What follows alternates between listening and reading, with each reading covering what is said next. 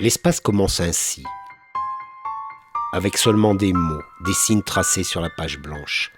Décrire l'espace, le nommer, le tracer. Simulacre d'espace, simple prétexte à nomenclature. Mais il n'est même pas nécessaire de fermer les yeux pour que cet espace suscité par les mots s'anime, se peuple, se remplisse.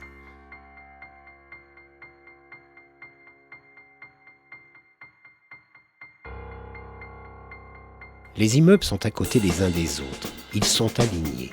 Il est prévu qu'ils soient alignés. C'est une faute grave pour eux quand ils ne sont pas alignés. On dit alors qu'ils sont frappés d'alignement.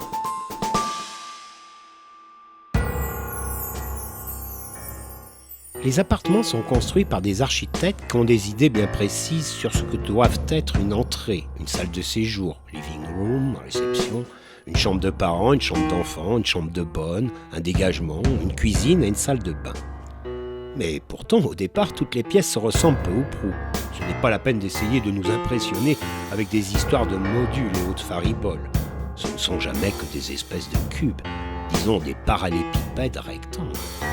Ça a toujours au moins une porte et encore assez souvent une fenêtre. C'est chauffé, mettons par un radiateur, et c'est équipé d'une ou deux prises de courant, très rarement plus. En somme, une pièce est un espace plutôt malléable.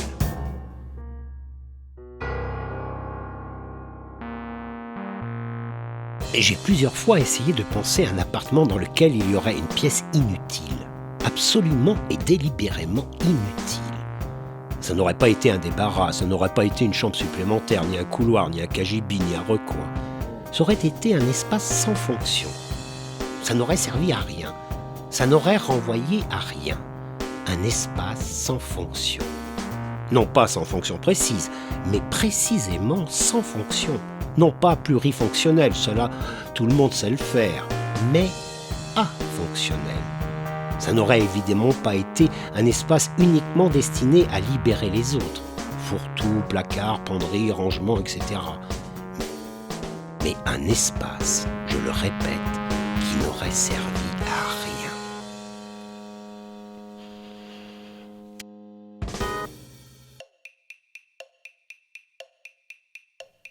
Dans les appartements d'aujourd'hui, le fonctionnel fonctionne. Les activités quotidiennes correspondent à des tranches horaires et à chaque tranche horaire correspond une des pièces de l'appartement. Voici un modèle à peine caricatural. 7 heures, la mère se lève et va préparer le petit déjeuner dans la cuisine. 7h15, le père se lève et va dans la salle de bain. 7h30, l'enfant se lève et va dans la salle de bain.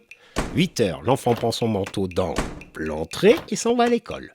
8h15, le père prend son manteau dans l'entrée et s'en va au bureau. 8h45, la mère prend l'aspirateur dans le placard à balai et fait le ménage, et tout ça jusqu'au soir. 19h, toute la petite famille dîne dans la salle à manger. 20h15, l'enfant va se coucher dans sa chambre d'enfant. 20h30, le père et la mère vont au salon et ils regardent la télévision. On remarquera dans ce modèle dont je tiens à souligner le caractère à la fois fictif et problématique tout en restant persuadé de sa justesse élémentaire, personne ne vit exactement comme ça, bien sûr. Mais c'est néanmoins comme ça, et pas autrement, que les architectes et les urbanistes nous voient vivre, veulent que nous vivions. On pourrait imaginer sans peine un appartement dont la disposition reposerait non plus sur des activités quotidiennes, mais sur des fonctions sensorielles. On conçoit assez bien ce que pourrait être un gustatorium ou un auditoire. D'une manière à peine plus transgressive, on pourrait penser à un partage reposant non plus sur des rythmes circadiens, mais sur des rythmes heptadiens. Cela nous donnerait des appartements de 7 pièces, respectivement appelés le lindoir, le mardoir, le mercredoir, le jeudoir, le vendredoir, le samedoir et le dimanchoir. Ces 2 dernières pièces, il faut le remarquer, existent déjà, abondamment commercialisées sous le nom de résidence secondaire ou maison de week-end. Le lit est un espace rectangulaire, plus long que large, dans lequel ou sur lequel on se couche communément dans le sens de la longueur. On ne rencontre de lit à l'italienne que dans les contes de fées. Le petit Pousset et ses frères, et les 7 filles de l'ogre, par exemple. Ou dans des conditions tout à fait inhabituelles et généralement graves. Exode, suite d'un bombardement, etc. Lit égale île. J'ai beaucoup voyagé au fond de mon lit. J'emportais pour survivre des sucres que j'allais voler dans la cuisine et que je cachais sous mon traversin. Ça grattait. C'est couché à plat ventre sur mon lit que j'ai lu L'île mystérieuse.